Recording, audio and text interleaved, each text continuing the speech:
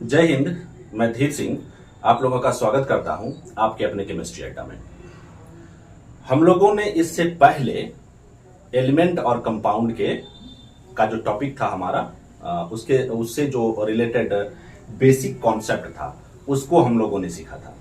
लेकिन उससे भी पहले हम लोगों को छोटी छोटी चीजें थी उसको पढ़नी थी, जो कि मैं थोड़ा सा क्या कर गया उसको मतलब मेरे माइंड से निकल गया, तो उसको आज हम लोग इस वीडियो में कंप्लीट करेंगे। देखिए इसमें हम लोगों को पढ़ना क्या है। एक पढ़ना है latent heat of fusion. Latent heat of fusion. अब इसी में देख लेना है हम लोगों को क्या, एक जैसे एक टॉपिक इसी में इंक्लूड हो जाता है, स्पेसिफिक हीट ऑफ फ्यूजन, और एक और हो जाता है इसमें add, molar heat of fusion. ठीक है। और लेटेंट हीट ऑफ फ्यूजन के जिस तरीके से लेटेंट हीट ऑफ फ्यूजन है, सेम वही होता है हमारा क्या, तो लेटेंट हीट ऑफ वेपोराइजेशन। ठीक है। और इसमें भी हम लोगों को पढ़ना होता है क्या, एक सब टॉपिक होता है क्या, स्पेसिफिक हीट ऑफ वेपोराइजेशन, और एक और पढ़ना होता है हम लोगों को क्या, मोलर हीट ऑफ वेपोराइजेशन। तो चलिए एक एक करके और भी टॉपिक्स है, जैसे बॉइलिंग पॉइंट देखेंगे, उसी में एक टॉपिक देखेंगे नॉर्मल बॉइलिंग पॉइंट क्या होता है, नॉर्मल बॉइलिंग पॉइंट क्या होता है, उसी में देखेंगे मेल्टिंग पॉइंट, मेल्टिंग पॉइंट में नॉर्मल मेल्टिंग पॉइंट देखेंगे, और फैक्टर प्रेशर देखेंगे क्या, बॉइलिंग पॉइंट को लेकर के, मतलब बॉइलिंग पॉइंट पर प्रेशर का क्या फैक्टर पड़ता है, और मेल्टिंग पॉइंट पर प्रेशर का क्या फैक्टर पड़ता है, मतलब प्रेशर फैक्टर देखेंगे किस पर, बॉइलिंग पॉइंट पर और मेल्टिंग पॉइंट पर। इन सारे टॉपिक्स को हम इस वीडियो में हम लोग मिलकर के इसको कंप्लीट करेंगे। तो ये टॉपिक है, आप इसका स्क्रीनशॉट ले सकते हैं। तो देखिए हम लोग आते हैं अब सबसे पहले latent heat of fusion. Melting बोलिए या फ्यूजन बोलिए, दोनों एक ही बात है। मतलब जब कोई सॉलिड से किसमें, लिक्विड में कन्वर्ट होता है, तो उसको हम लोग क्या बोलते हैं कि मेल्ट कर रहा है, और उस प्रोसेस को बोलते हैं मेल्टिंग। मेल्टिंग बोलिए या फ्यूजन बोलिए, एक ही बात है। सपोज करिए कि आपके पास में ये एक आइस है, ये क्या है, आइस। ठीक है। अब इस आइस का जो टेम्परेचर है मान के चलिए -10 डिग्री सेल्सियस है। अब आपने क्या किया, इसमें हीट देना स्टार्ट किया, क्या हीट देना स्टार्ट किया। अब इसका टेम्परेचर धीरे धीरे बढ़ते बढ़ते बढ़ते बढ़ते इस तरह से मान के चलिए यहां पर आ गया -2 डिग्री सेल्सियस पर। फिर एक समय आएगा कि जब ये जो हमारा आइस है ये आ जाएगा 0 डिग्री सेल्सियस पर। अब जैसे ही 0 डिग्री सेल्सियस पर ये आएगा तो ये क्या होने लगेगा, पिघलने लगेगा, मेल्ट होने लगेगा, धीरे धीरे क्या होने लगेगा, मेल्ट होने लगेगा। लेकिन क्या इससे पहले जो -2 डिग्री सेल्सियस पर था, क्या यहां पर इस वाले सिचुएशन में मेल्ट हो रहा था? नहीं। देखिए जब टेम्परेचर आप देते जा रहे थे तो धीरे धीरे इसका टेम्परेचर, ये जो आइस है इसका टेम्परेचर बढ़ते बढ़ते बढ़ते बढ़ते कहां तक चले आया, 0 डिग्री सेल्सियस पर। अब जब 0 डिग्री सेल्सियस पर इस आइस का टेम्परेचर चले आया, कहां से, तो -10 डिग्री सेल्सियस से, अब इसका टेम्परेचर इंक्रीज नहीं कर रहा है। लेकिन हीट देना हमने बंद नहीं किया है, हम लोग जो इसको गर्म कर रहे हैं वो गर्म हम लोग कर ही रहे हैं। तो आखिर वो जो हीट है वो हीट जा कहां रहा है, इस बर्फ का टेम्परेचर को जब बढ़ा नहीं रहा है, तो वो जो हीट है वो हीट इसके अंदर में जो पार्टिकल्स है, इसके अंदर में जो पार्टिकल्स है, इन सभी पार्टिकल्स के बिटवीन में जो फोर्स ऑफ अट्रैक्शन है उसको तोड़ने में जा रहा है। मतलब यहां पर जो पार्टिकल्स है इन सभी पार्टिकल्स के बीच में इंटरमोलिकुलर फोर्स ऑफ अट्रैक्शन होता है, उस फोर्स को तोड़ने में उस हीट का इस्तेमाल हो जा रहा है। तो जो हीट इसके अंदर में जो पार्टिकल्स है उसके पार्टिकल्स का इंटरमोलिकुलर फोर्स तोड़ने में काम में आता है, उसको हम लोग कहते हैं लेटेंट हीट। मतलब लेटेंट हीट का यहां पर काम क्या है? लेटेंट हीट का काम यही है कि जो पार्टिकल्स है, पार्टिकल्स के बीच का इंटरमोलिकुलर फोर्स को तोड़ना और जो मैटर का जो स्टेट है उस स्टेट को चेंज कर देना। मतलब यहां पर पहले ये जो था हमारा आइस जो था सॉलिड स्टेट में था, मैटर का सॉलिड स्टेट में था, धीरे धीरे ये लिक्विड में कन्वर्ट हो रहा है। और जब तक पूरा सॉलिड या बोले जब तक पूरा आइस लिक्विड में कन्वर्ट नहीं हो जाता है तब तक ये जो आइस है, इस आइस का टेम्परेचर 0 डिग्री सेल्सियस पर ही बना रहेगा। जब कंप्लीट रूप से ये क्या हो जाएगा, पानी में कन्वर्ट हो जाएगा, लिक्विड में कन्वर्ट हो जाएगा, तब धीरे धीरे, हम तो हीट लेना बंद नहीं किए हैं, आपने गैस पर चढ़ा दिया है आइस को और गैस बंद नहीं किया है, तब जब ये पूरा का पूरा पानी क्या हो जाएगा, मतलब पूरा का पूरा आइस जब पानी में कन्वर्ट हो जाएगा, लिक्विड में कन्वर्ट हो जाएगा, तब इस लिक्विड का टेम्परेचर फिर से राइज करना स्टार्ट करेगा। इतनी बात समझ में आ गई होगी, आप लोगों ने इसको पहले भी पढ़ा होगा। अब देखिए, जो अमाउंट ऑफ हीट, क्या वो अमाउंट ऑफ हीट जो कि इस पूरे के पूरे सॉलिड को मतलब जितना हीट लगा इस पूरे के पूरे सॉलिड को लिक्विड में कन्वर्ट करने के लिए, उस अमाउंट ऑफ हीट को हम लोग क्या कहेंगे? लेटेंट हीट ऑफ फ्यूजन कहेंगे। क्या उसको कहेंगे? Latent heat of fusion. मतलब latent heat of fusion is the amount of, क्या is the amount of heat, क्या तो एडेड टू सॉलिड, या यहां पर आप आइस लिखे हैं तो आप आइस भी दे सकते हैं, यानी तो solid. Amount of heat added to solid, तो क्या चीज ये? टू कन्वर्ट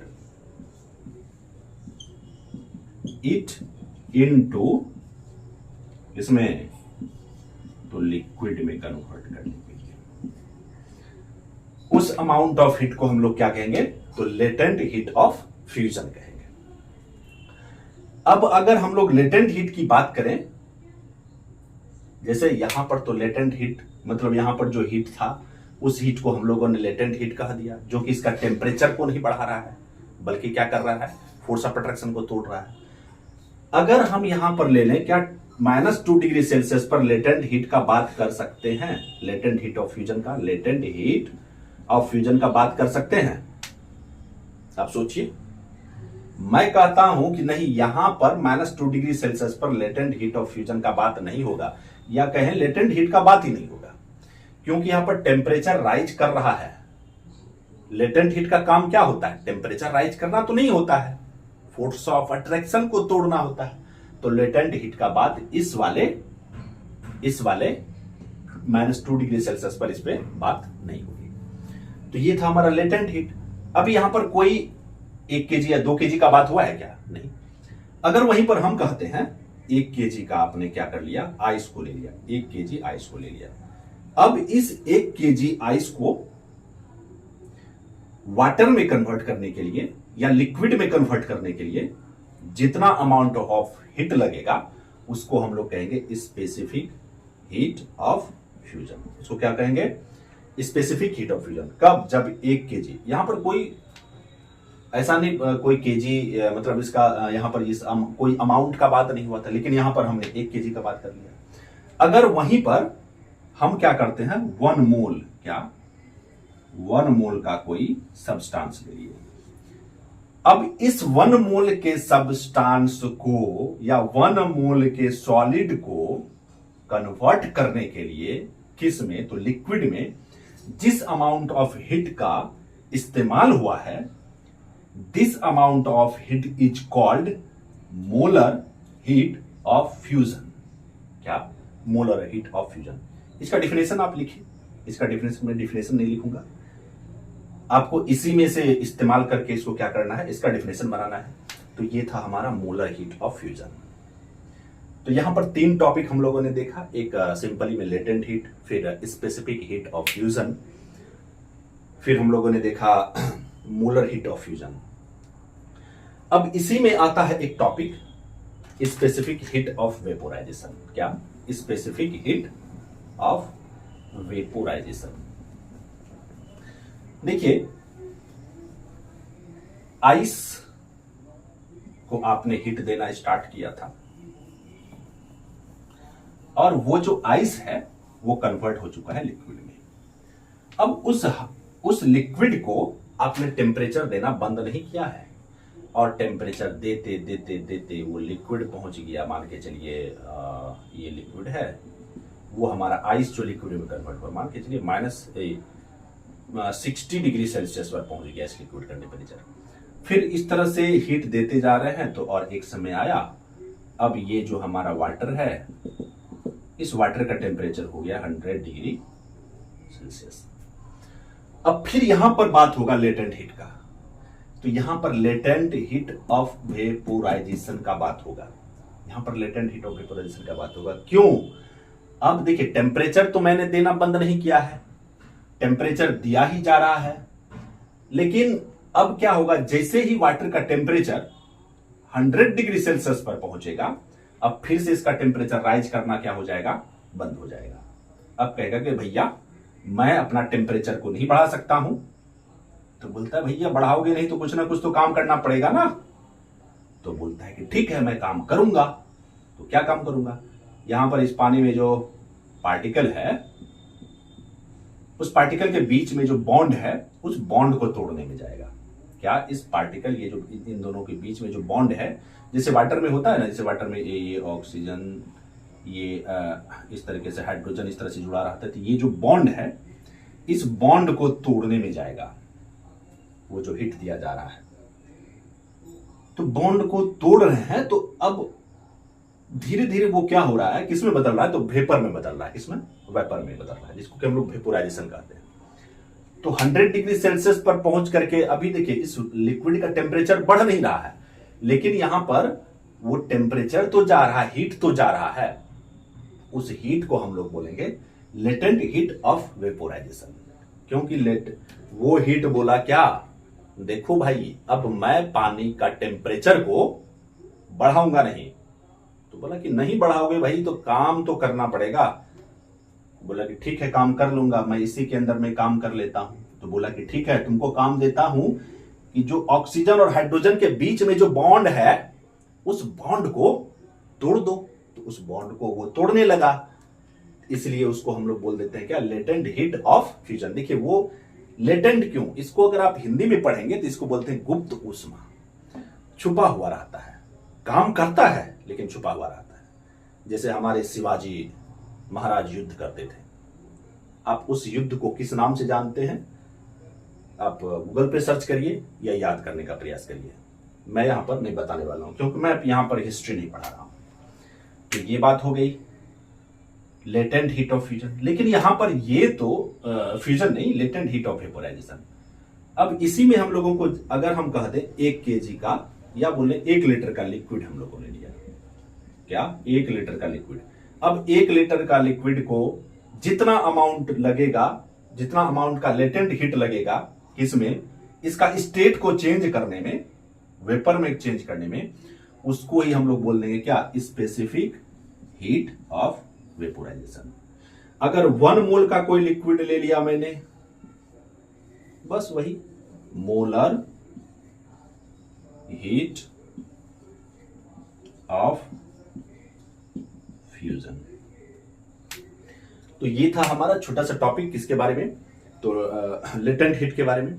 अब हम लोग देख लेते हैं थोड़ा सा मेल्टिंग पॉइंट, उसी में हम लोग जान लेंगे नॉर्मल मेल्टिंग पॉइंट भी।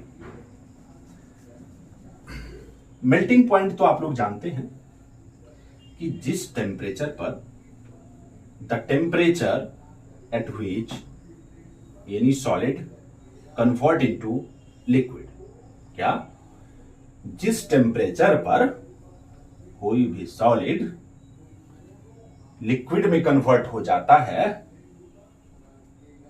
उसे उस ऑब्जेक्ट का या उसे उस मैटर का मेल्टिंग पॉइंट कहा जाता है। क्या हर एक ऑब्जेक्ट का मेल्टिंग पॉइंट सेम रहता है क्या? जैसे अगर हम कहें आइस है आपके पास में और आयरन है, क्या आइस और आयरन का जो मेल्टिंग पॉइंट होगा क्या वो सेम होगा? नहीं।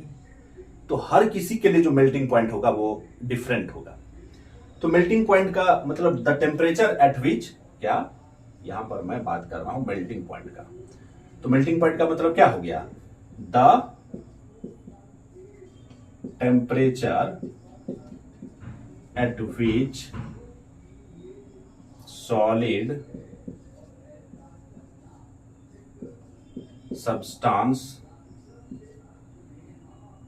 start to convert its state, क्या solid substance start to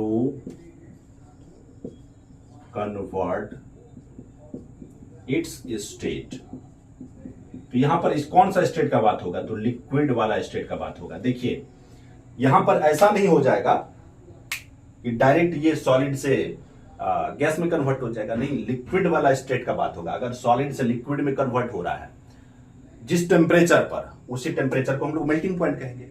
लेकिन यहीं पर अगर अब हम बात करें नॉर्मल, क्या नॉर्मल मेल्टिंग पॉइंट का, देखिए सारा चीज इसमें आपका सेम रहेगा कि the temperature at which solid substance start to convert its state, बस एक लग जाएगा एट एटमॉस्फेरिक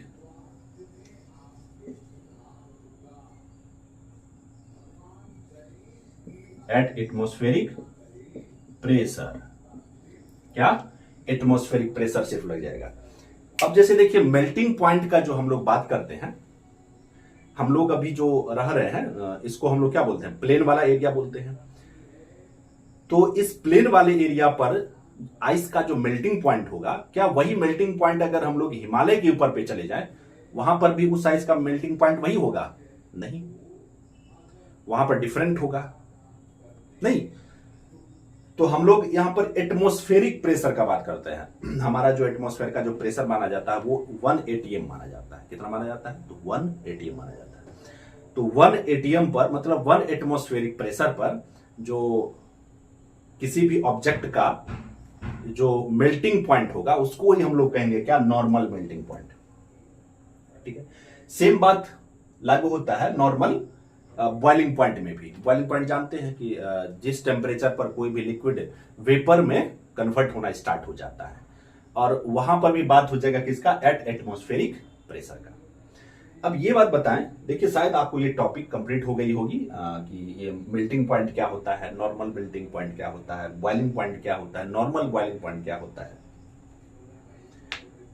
अगर यहां पर थोड़ा सा मैं एटमॉस्फेरिक प्रेशर का बात करूं, थोड़ा सा कॉन्सेप्चुअल चीज है, इसको अगर आप समझ सकें तो समझने का प्रयास करें, समझेंगे ही क्योंकि मैं बता रहा हूं।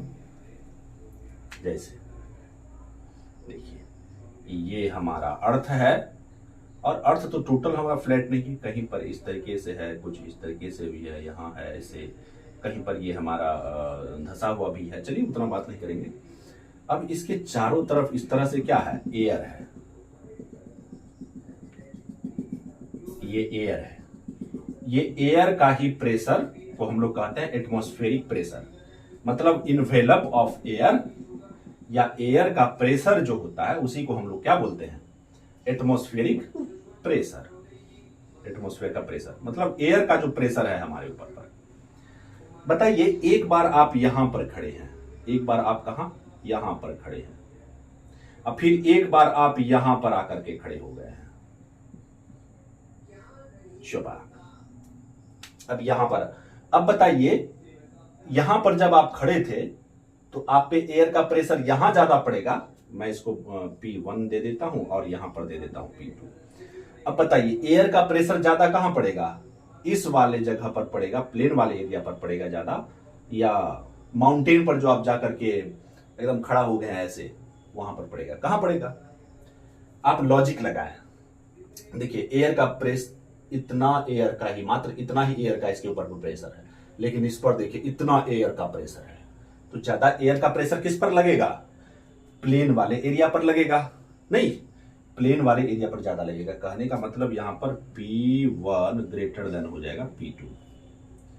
तो इस प्रेशर का इफेक्ट पड़ता है, इस प्रेशर का क्या इफेक्ट पड़ता है बॉइलिंग पॉइंट पर और मेल्टिंग पॉइंट पर। जैसे देखिए मैं एक छोटा सा एग्जांपल बताता हूं। आप बर्फ को लीजिए, बर्फ का 2 टुकड़ा लीजिए और दोनों टुकड़ा को पकड़ के सटा के दबा दीजिए। उसके बाद थोड़ा देर दबा करके रखिए, फिर छोड़िए, तो देखिएगा दोनों बर्फ क्या हो जाता है, एक दूसरे में चिपक जाता है। आखिर ऐसा क्यों होता है? जैसे ही आपने प्रेशर बढ़ाया या बर्फ पर प्रेशर बढ़ाया, तो वो जो सरफेस वाला एरिया जो एक दूसरे के टच में है, सरफेस वाला जो एरिया है एक दूसरे के जो टच में है, जैसे ये जो है ये बर्फ है और ये भी आपका बर्फ है, दोनों को आपने क्या किया, इस तरह से मिला करके यहां पर, मतलब ये वाला जो एरिया है ये टच कर रहा है एक दूसरे को, इस वाले एरिया पर प्रेशर बढ़ा। अब प्रेशर जैसे ही बढ़ा तो प्रेशर बढ़ने पर क्या हो जाता है, मेल्टिंग पॉइंट घट जाता है। क्या हो जाता है यहां पर, मेल्टिंग पॉइंट जो होता है वो लोअर हो जाता है। क्या हो जाता है, मेल्टिंग पॉइंट लोअर हो जाता है। मेल्टिंग पॉइंट जैसे लोअर हुआ तो खटाक से क्या हो जाता है, पिघल जाता है, यहां पर पानी क्या हो जाता है, बर्फ पिघल जाता है और पानी बन जाता है। अब फिर जैसे ही आपने प्रेशर हटाया, जैसे आपने पूरा कस के से दबा हुआ था, प्रेशर बढ़ा था, अब फिर जैसे प्रेशर छोड़ा तो फिर ये जो है लिक्विड हमारा किस में बदल गया, तो वो आइस में बदल गया। और थोड़ा सा एग्जांपल लेते हैं इस पर हमारा। अब चलिए, तो देखिए हम लोग देख रहे थे मेल्टिंग पॉइंट को, मतलब प्रेशर बढ़ाने पर मेल्टिंग पॉइंट क्या होता है, घटता है। वहीं पर प्रेशर अगर आप क्या करते हैं, उस जो हमारा आइस था उस आइस पर अगर आप अपना प्रेशर छोड़ देते हैं तो फिर से वो क्या हो जाता है, बर्फ में कन्वर्ट हो जाता है। मतलब प्रेशर घटाने पर उसका मेल्टिंग पॉइंट बढ़ जाता है। अब बॉइलिंग पॉइंट पर प्रेशर का क्या इफेक्ट पड़ता है, बॉइलिंग पॉइंट पर। अब देखिए जब आप हाइट, जैसे अगर आप हिमालय पर चढ़ रहे हैं तो धीरे धीरे प्रेशर कम होते जाता है।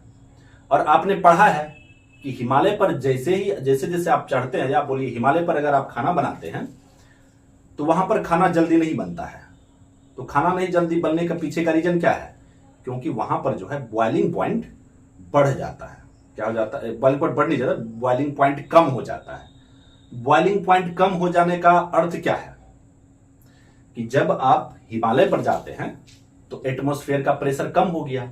अब प्रेशर कम हुआ तो कम ही 100 डिग्री से कम ही टेम्परेचर पर, किससे, तो 100 डिग्री सेल्सियस पर, ऐसे 100 डिग्री सेल्सियस पर पानी बॉयल करता है। बॉइलिंग पॉइंट यही है पानी का। लेकिन जब आप हिमालय पर जाते हैं तो हो सकता है कि वो 60 डिग्री सेल्सियस पर ही पानी बॉयल होने लगा, हो सकता है कि 70 डिग्री सेल्सियस पर ही पानी बॉयल होने लगे। तो पानी को तो ज्यादा टेम्परेचर नहीं मिला ना, लेकिन ये तो पानी बॉयल करने लगा, जिस वजह से खाना क्या होता है, लेट से पकता है।